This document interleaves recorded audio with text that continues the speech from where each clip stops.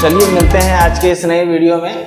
ये हमारा चैप्टर 6 द्वितीयक क्रिया, ज्योग्राफी चैप्टर 6 द्वितीयक क्रिया, जो कि अगर आप नया सिलेबस के हिसाब से देखिए तो चैप्टर 5 में आएगा।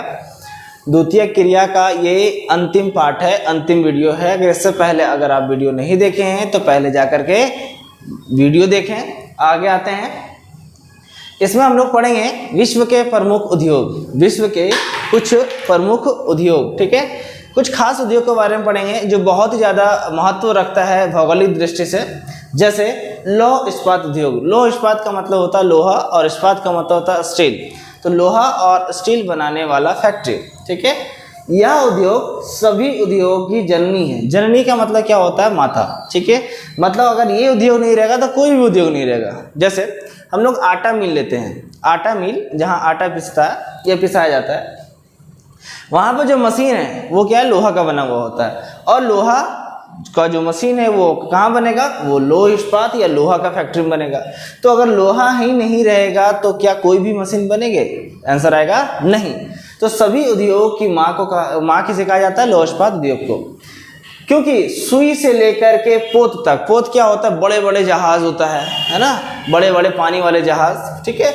उसके निर्माण में लोहा इस्पात का उद्योग का बहुत ज़्यादा इंपॉर्टेंस होता है, बहुत ज़्यादा निर्भर होते हैं। क्या कह रहे हैं? सुई से लेकर के पोत निर्माण तक हम सब का सब लौह इस्पात उद्योग पर निर्भर रहते हैं, इसी फैक्ट्री पर निर्भर रहते हैं। ये उद्योग बहुत भारी होता है। क्या होता है? ये उद्योग बहुत ज़्यादा भारी होता है। और भारी के साथ साथ आधारभूत उद्योग है। आधारभूत उद्योग का मतलब होता है कि इसमें बहुत सारे फैक्ट्री क्या होते हैं? डिपेंड होते हैं, ठीक है। लोहा पृथ्वी पर, अब आता है कि लोहा हमारे पृथ्वी में कितना प्रतिशत पाया जाता है? तो लोहा पृथ्वी पर सबसे अधिक पाया जाता है, तत्वों में, पदार्थ में सबसे अधिक है, जो कि अशुद्ध रूप से होता है, अयस्क पाया जाता है। इसको शुद्ध करने के लिए क्या किया जाता है? क्या लिखा हुआ है? इसको अशुद्ध रूप में पाया जाता है। और इसको शुद्ध करने के लिए लौह अयस्क की कोक चूना पत्थर के साथ पिघलाकर मिला करके भट्टी में पिघलाया जाता है और उसके बाद लोहा बनाया जाता है। अब ये हुआ लोहा बनाने का प्रोसेस। क्या कर रहे हैं कि लोहा अयस्क निकाला जाता है, उसको चूना पत्थर के साथ मिला करके भट्टी में पिघलाया जाता है और जब पिघलाया जाता है तो लोहा बनता है। जिस ढांचे में डालना चाहे, एंगल बनाना चाहे, पाइप बनाना चाहे, रोड बनाना चाहे, ठीक है, अलग अलग प्रोसेस है।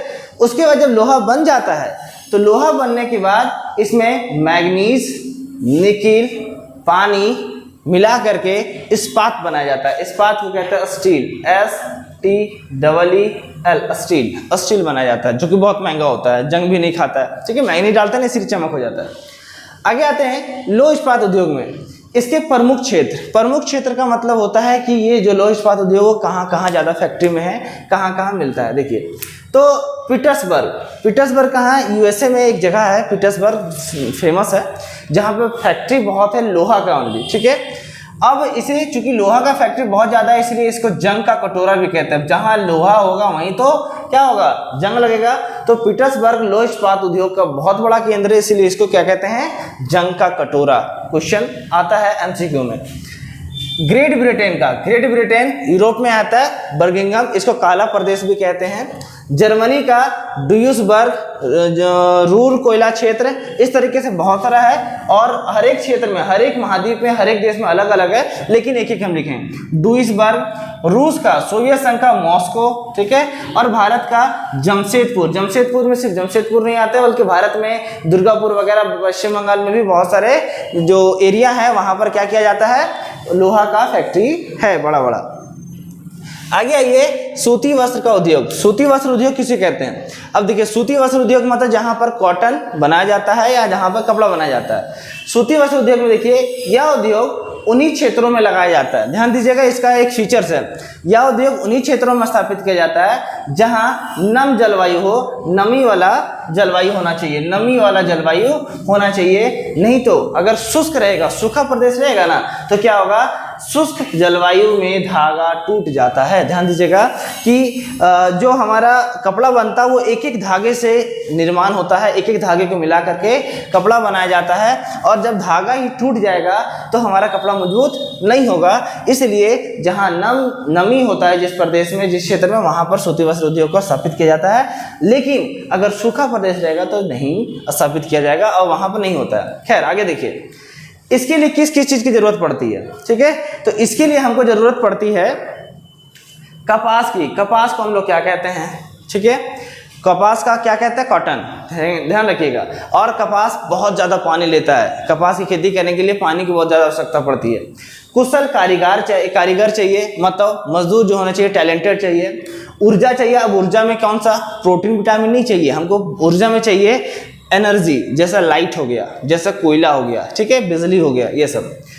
अब आता है पर्याप्त मात्रा में चाहिए कपास, कुशल कारीगर और ऊर्जा। इसके साथ साथ पर्याप्त मात्रा में जल और साफ जल चाहिए। पर्याप्त मात्रा में पानी भी बहुत ज़्यादा चाहिए और पर्याप्त मात्रा में के साथ साथ पानी की भी क्वालिटी होनी चाहिए, क्योंकि रंगाई करना हो, पुताई करना हो, धागा काटना हो, तो इसमें के लिए हमको पानी की जरूरत पड़ती है, वो भी साफ, गंदा पानी नहीं चाहिए, ठीक है। तो जल की आवश्यकता होती है। अब आइए, सूती वस्त्र उद्योग के 3 उप क्षेत्र हैं। 3 उप क्षेत्र का मतलब क्या हो गया कि इसको 3 तरह से हम बनाए जा सकते हैं या 3 तरह के जगहों पे बनता है। पहला क्या है, हथकरघा, ठीक है, हथकरघा। दूसरा शक्ति करघा और तीसरा कारखाना। देखिए हथकरघा क्या होता है, हथकरघा का मतलब होता है हैंडलूम। पहले जो कपड़ा बनाया जाता था वो हथकरघा पे, यहाँ पर देख रहे हैं फिगर, यहाँ पर इस तरह का मशीनों में पहले बनाया जाता था। दूसरा आता है शक्ति रूम। अब धीरे धीरे हथकरघा सूती वस्त्र उद्योग में क्या हुआ, विकास किए और फिर पावर लूम आ गया। पावर लूम मतलब छोटे छोटे मशीन, इसमें ज़्यादा मजदूर की जरूरत नहीं पड़ती 1 2 3 4 5 इस तरीके से। उसके बाद आ गया कारखाना। कारखाना का मतलब होता है मिल सेक्टर, है ना, बड़े बड़े मशीन चाहिए, बहुत बड़ा प्लांट चाहिए, बहुत लंबे मजदूर चाहिए, बहुत सारा इसमें होता है। तो इसमें सबसे बड़ा जो होता है कारखाना होता है और सबसे पुराना जो है हथकरघा है। हथकरघा से पहले हम लोग बनाते थे, अभी भी कुछ जगह पे थोड़ा थोड़ा बनाया जाता है। अब आइए इसके प्रमुख क्षेत्र, मतलब सूती वस्त्र उद्योग जो है कहाँ बनाया जाता है और इसका कहाँ कहाँ केंद्र है। तो देखिए ब्रिटेन में इसका है, यूएसए में है, जापान में है, जर्मनी में, भारत में। आपको कमेंट करना है कि भारत में सबसे ज़्यादा सूती वस्त्र उद्योग का फैक्ट्री कहाँ पर है, ठीक है, कमेंट करिए। अब ये एक चीज़ है कि औद्योगिक प्रदेश। औद्योगिक प्रदेश क्या होता है, देखिए भारत में नहीं बल्कि पूरे विश्व में प्रमुख औद्योगिक प्रदेश कहाँ कहाँ है। तो एक भारत में जमशेदपुर हो गया, दुर्गापुर हो गया, इस तरीके से। जर्मनी में रूर कोयला क्षेत्र, अभी हम इसके बारे में बताएंगे। ग्रेट ब्रिटेन में काला प्रदेश है, यूएसए में अलग है, इस तरीके से।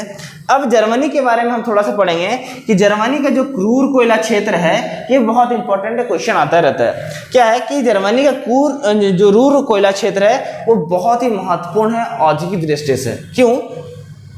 क्योंकि यहाँ पे कोयला बहुत ज़्यादा मात्रा में पाया जाता है, यहाँ पर लोहा बहुत ज़्यादा मात्रा में पाया जाता है, इसीलिए अब एक डाटा कहता है कि जर्मनी का लगभग 80% जो कोयला और लोएस्ट है वहीं पर है। हालांकि अब धीरे धीरे इसका जो एवरेज है वो कम हो रहा है, इसका जो उत्पादक है वो कम हो रहा है, लेकिन फिर भी इसमें बहुत ज़्यादा है। तो ये हमारा औद्योगिक प्रदेश में बहुत इंपॉर्टेंट था।